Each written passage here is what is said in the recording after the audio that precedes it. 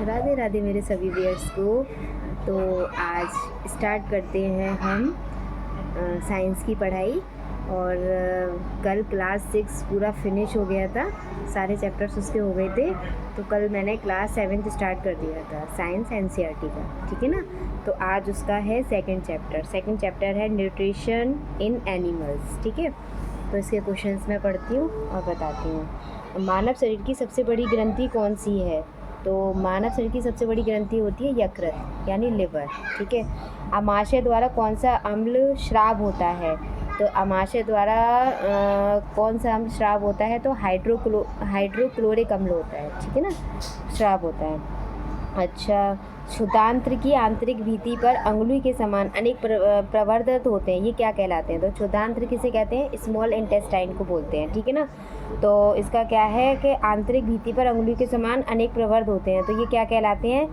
दीर्घ रोम या रसांकुर, क्या कहलाते हैं? वो रसांकुर, ठीक है ना, दीर्घ रोम या रसांकुर कहलाते हैं, ठीक है। अमीबा अपने भोजन का पाचन कहाँ पर करता है? हाँ, अमीबा अपने भोजन का जो पाचन है ना वो खाद्यधानी से करता है, खाद्यधानी पर करता है, ठीक है। अच्छा, मंड का पाचन कहाँ से शुरू होता है? मंड का पाचन माउथ से शुरू होता है, ठीक है ना, मुंह से। अच्छा, नेक्स्ट क्वेश्चन है हमारा, पितरस अस्थायी रूप से कहाँ पर भंडारित होता है? तो पित्ताशय में होता है। पितरस अस्थायी रूप से कहाँ पर भंडारित होता है? तो पित्ताशय में होता है भंडारित। वसा का पूर्ण रूपेण पाचन किस अंग में होता है? तो वसा का पूर्ण रूपेण पाचन जो है ना वो क्षुधांत्र यानी स्मॉल इंटेस्टाइन्स में होता है, ठीक है ना। अच्छा, जल का अवशोषण मुख्यतः किस अंग द्वारा होता है? तो जल का अवशोषण मुख्य रूप से बृहदांत्र द्वारा होता है। बृहदांत्र यानी वो लार्ज इंटेस्टाइन्स बोलते हैं उसको, ठीक है ना। हाँ। अच्छा, हमारे शरीर में प्रोटीन किस में परिवर्तित होता है? हमारे शरीर में जो प्रोटीन है वो अमीनो अम्ल में परिवर्तित होता है। किस में होता है? अमीनो अम्ल में परिवर्तित होता है। अच्छा, हमारे शरीर में कार्बोहाइड्रेट किस में परिवर्तित होता है? तो हमारे शरीर में कार्बोहाइड्रेट ग्लूकोज में परिवर्तित होता है। हमारे शरीर में वसा किस में परिवर्तित होता है? तो वसा हमारा जो है ना वो वसा अम्ल तथा ग्लिसरॉल में परिवर्तित होता है, ठीक है ना। अच्छा, हमारे शरीर में पित्त कहाँ निर्मित होता है? तो लिवर में, यकृत में होता है, ठीक है ना। अच्छा, पित्त भोजन के किस घटक के पाचन में सहायक है? फैट्स, वसा की, ठीक है ना। पित्त भोजन के वसा घटक के पाचन में सहायक है। अच्छा, कौन से कार्बोहाइड्रेट का पाचन रूमिनेट द्वारा किया जाता है परंतु मानव द्वारा नहीं? सेल्यूलोज का, ठीक है ना, रूमिनेट द्वारा होता है लेकिन मानव द्वारा नहीं होता इसका, ठीक है ना, पाचन। अच्छा, हमें तुरंत ऊर्जा किससे प्राप्त होती है? तो हमें तुरंत ऊर्जा जो है ना वो ग्लूकोज से प्राप्त होती है। एनर्जी, जब हम बीमार हो जाते हैं ना तो ग्लूकोज की बोतलें चढ़ती हैं, तो हमें जो ऊर्जा मिलती है ना वो हमें ग्लूकोज से मिलती है, ठीक है ना। जो हमें एनर्जी मिलती है ना ऊर्जा, वो ग्लूकोज से मिलती है। अच्छा, आहार नाल के कौन से भाग द्वारा पचे भोजन का अपशोषण होता है? तो क्षुधांत्र यानी स्मॉल इंटेस्टाइन्स द्वारा, ठीक है ना। आहार नाल के कौन से भाग द्वारा पचे भोजन का अपशोषण होता है? तो क्षुधांत्र स्मॉल इंटेस्टाइन द्वारा, ठीक है ना। आहार नाल के कौन से भाग द्वारा भोजन चबाने का काम होता है? तो मुख गुहिका, क्या होता है? आहार नाल के कौन से भाग द्वारा भोजन का अपशोषण होता है? तो भोजन चबाने का काम करता है। आहार नाल के कौन से भाग द्वारा भोजन चबाने का काम करता है? तो मुख गुहिका, ठीक है ना।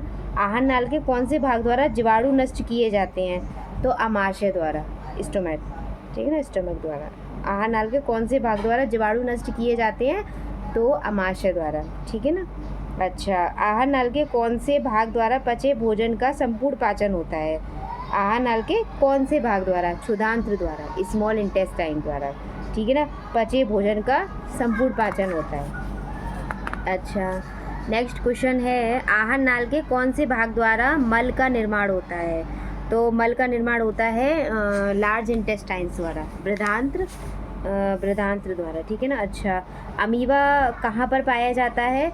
तो अमीबा पाया जाता है तालाब के जल में। कहाँ पाया जाता है? तालाब के जल में, ठीक है। अमीबा को चलने में मदद करने वाले कृत्रिम पाँव तथा भोजन को पकड़ने वाले भाग को क्या कहते हैं? प्रवर्ध, क्या बोलते हैं? प्रवर्ध। अमीबा को चलने में मदद करने वाले कृत्रिम पाँव तथा भोजन को पकड़ने वाले भाग को क्या कहते हैं?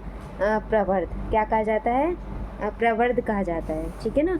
अच्छा, खरगोश तथा घोड़ों में सेल्यूलोज का पाचन कहाँ पर होता है? खरगोश तथा घोड़ों में सेल्यूलोज का पाचन कहाँ पर होता है? तो केसम यानी ग्रसिका तथा क्षुधांत्र के बीच, केसम है ना, क्या है? ग्रसिका तथा क्षुधांत्र के बीच। अच्छा, अब है हमारा सेल्यूलोज एक प्रकार का होता है कार्बोहाइड्रेट। सेल्यूलोज क्या होता है? एक प्रकार का कार्बोहाइड्रेट होता है, ठीक है ना।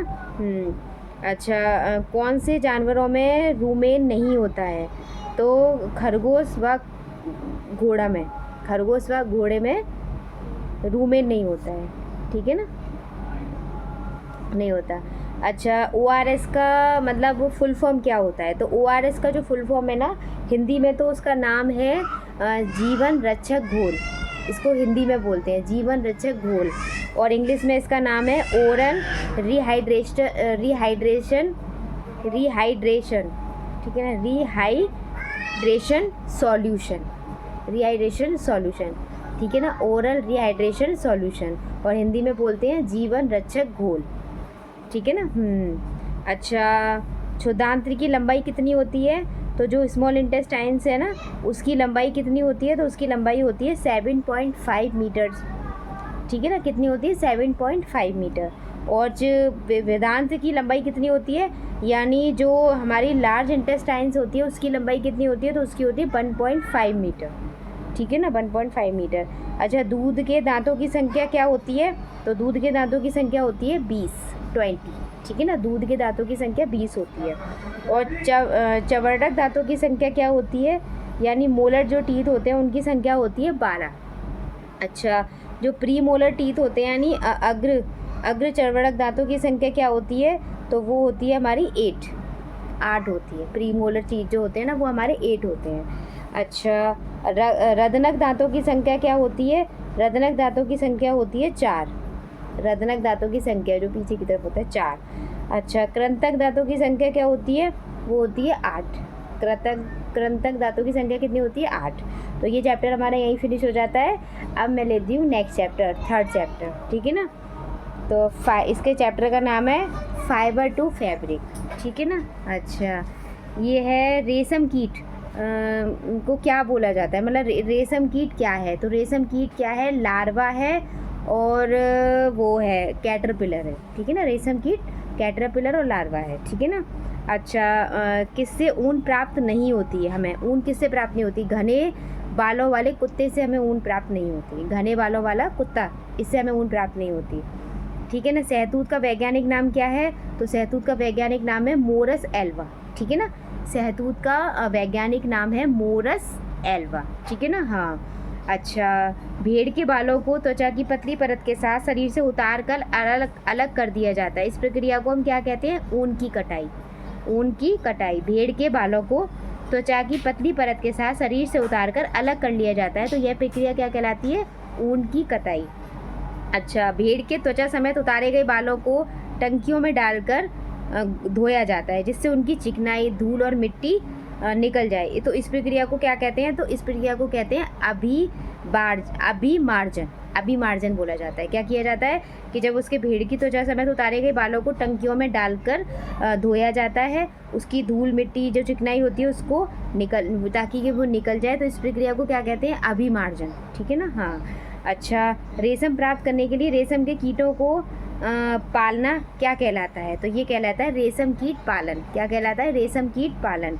अच्छा, ऊन के संसाधन के विभिन्न चरण होते हैं। ये कौन कौन से चरण होते हैं? ऊन के संसाधन के विभिन्न चरण होते हैं, तो वो चरण कौन कौन से होते हैं? देखो मैं बताती हूँ।